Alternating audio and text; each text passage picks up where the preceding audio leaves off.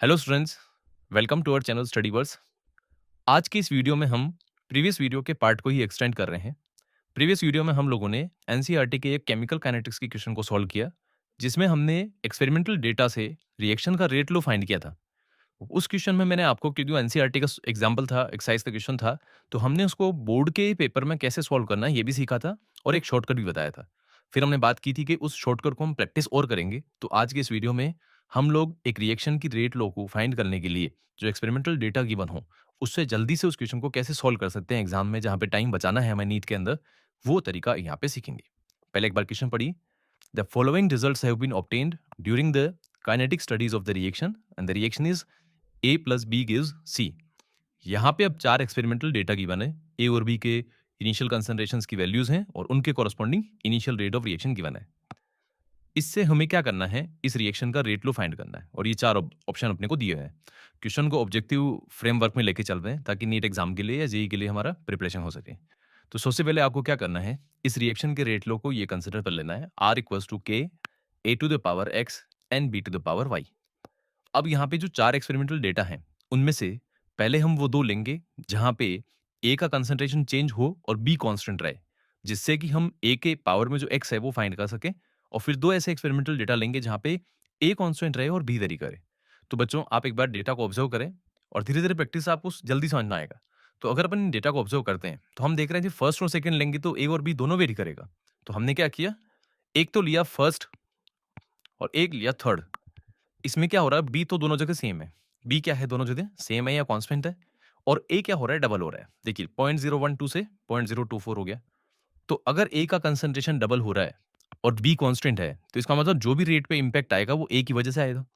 अब आप ये देखिए कि रेट कहाँ से कहाँ जा रही है। तो पहले रेट फर्स्ट एक्सपेरिमेंट में 0.1 थी और बाद में 0.2 हो गई। इसका मतलब डबल हो रही है। जरा बच्चों सोचिए, ए के कंसंट्रेशन के डबल होने पर रिएक्शन का रेट भी डबल हो रहा है। इसका मतलब मैं ये कहना चाह रहा हूं कि यहाँ पे ए का कंसंट्रेशन डबल हो रहा है और उसका इफेक्ट रेट पे भी क्या आ रहा है, डबल आ रहा है। तो जरा सोचो थोड़ा सा कि अगर ये डबल होने पर रेट डबल हो रही है, इसका मतलब ये एक्स की वैल्यू यहाँ पे 1 है। ऐसा इसलिए क्योंकि ए को डबल करने पर अगर ये 4 टाइम्स होता तो इसका मतलब पावर में 2 आ रहा है। ए को डबल करने पे 8 टाइम्स होता तो 2 की पावर 3 चल रहा है। और क्योंकि ए को डबल करने पे रेट डबल ही हो रहा है, तो इसका मतलब ए की पावर में 1 आ रहा है। तो इस तरह से आपने इसको सॉल्व कर लिया। अब सेकंड ऐसा एक्सपेरिमेंटल डेटा लें आप, जिसमें इस बार बी चेंज हो रहा हो और ए कांस्टेंट रहे। तो बी चेंज होने वाला और ए कांस्टेंट रहने वाला डेटा हम ले सकते हैं सेकंड एंड थर्ड। सेकंड और थर्ड में मैं क्या देख पा रहा हूँ कि सेकंड और थर्ड में ए तो सेम है, ये देखिए 0.024 एंड 0.024। और आपका थर्ड से तो सेकंड की ओर अप्रोच करें, थर्ड से सेकंड की ओर, तो बी आपको डबल होता हुआ दिख रहा है, क्योंकि ऑब्वियस सी बात है, वही इंपैक्ट जैसा ए में मैंने सोचा वैसे सोचेंगे इसमें। तो आपका बी क्या हो रहा है, डबल। अब रेट पे आइए, 0.2 से रेट 1.6 हो गई। तो बच्चों 0.2 से 1.6 होने का मतलब है 8 टाइम्स इंक्रीमेंट है।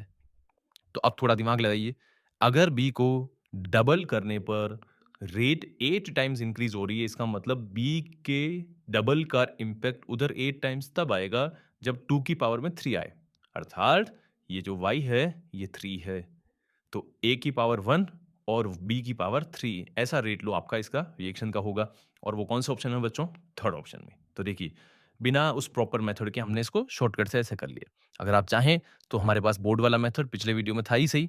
ये वाला तरीका तब है जब हमारे पास डेटा ईजी हो और उसमें डबल या ट्रिपल होता हुआ हमें दिखाई दे रहा हो और रेट का इम्पैक्ट हम देखकर ये पता कर सकते हों कि पावर क्या आनी चाहिए ए और बी रिएक्टेंट की। एक बार और क्वेश्चन देखिए, एक और इस क्वेश्चन देखिए। हमें कहा है ये रिएक्शन है, इस रिएक्शन में ए के और बी के कंसंट्रेशन से कोरस्पॉन्डिंग इनिशियल रिएक्शन की initial rate of reaction given है। फिर से वही क्वेश्चन है कि रेट लो फाइंड करना है। अब जो जैसे अपन ने पिछली बार सोचा वैसे ही करते हैं। देखिए, इस बार स्पीड बढ़ेगी हमारी कि फर्स्ट और फोर्थ एक्सपेरिमेंट में बी सेम रह रहा है 0.1 और ए 4 टाइम्स हो रहा है, क्योंकि 0.1 से 4 टाइम 0.4 हो गया, यानी कितना टाइम्स हो गया बच्चों, 4 टाइम्स। तो ए का कंसंट्रेशन 4 टाइम्स हुआ और बी क्या रहा, कांस्टेंट। अब रेट पे आते हैं। फर्स्ट एक्सपेरिमेंटल डेटा में रेट कितनी है, 7.5 इंटू 10 टू द पावर -3 और फोर्थ एक्सपेरिमेंटल डेटा में है 3 इंटू 10 टू द -2। तो मैंने आपसे पिछली बार भी कहा था, सबसे पहले आप 10 की पावर को सेम कर ले ताकि आप वैल्यू कंपेयर कर सकें। तो बच्चों 3 इंटू 10 की पावर -2 को क्या लिख सकते हैं, 30 इंटू 10 टू द पावर -3। अब इससे क्या हो गया, कि फर्स्ट और फोर्थ के रेट को आप इजीली कंपेयर कर पाएंगे। तो बताइए, अगर 10 टू द पावर सेम हो गया तो ये वैल्यू 7.5 से क्या होगी 30।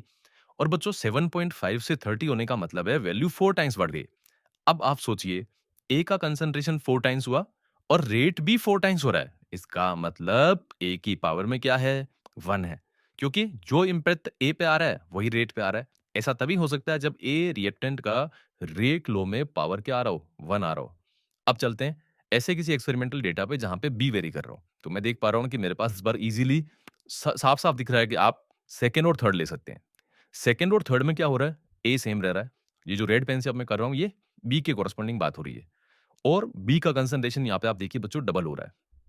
बी का कंसंट्रेशन क्या हो रहा है डबल, 0.2 से 0.4, ये इजीली आपको दिख भी रहा है। अब बात करते हैं इसकी रेट की वैल्यू का। 9 इंटू 10⁻² है सेकेंड एक्सपेरिमेंटल में, और थर्ड में है 3.6 इंटू 10⁻1।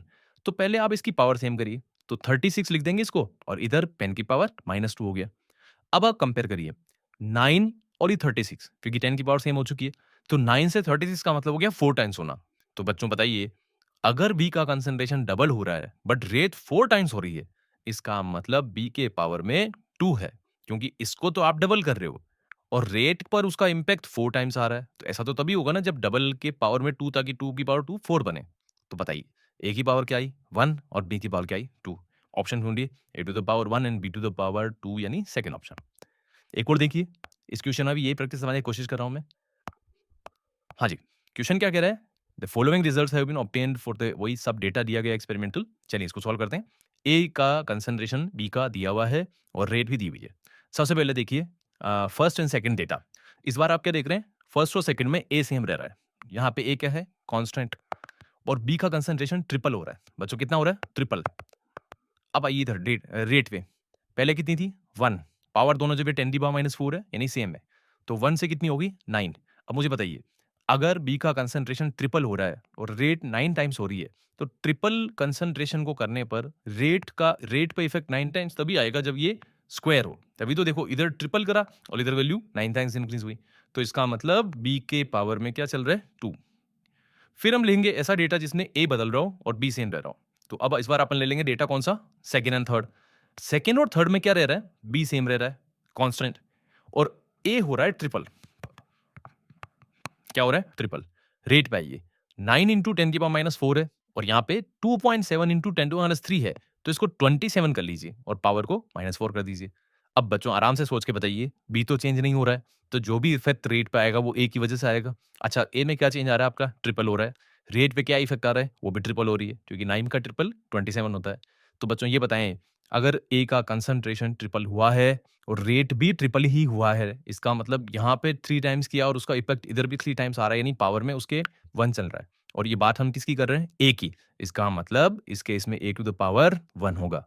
तो ये हमारा इस पर्टिकुलर क्वेश्चन का रेट लो बन गया, A to the power 1 and B to the power 2, यानी सेकंड ऑप्शन आ गया।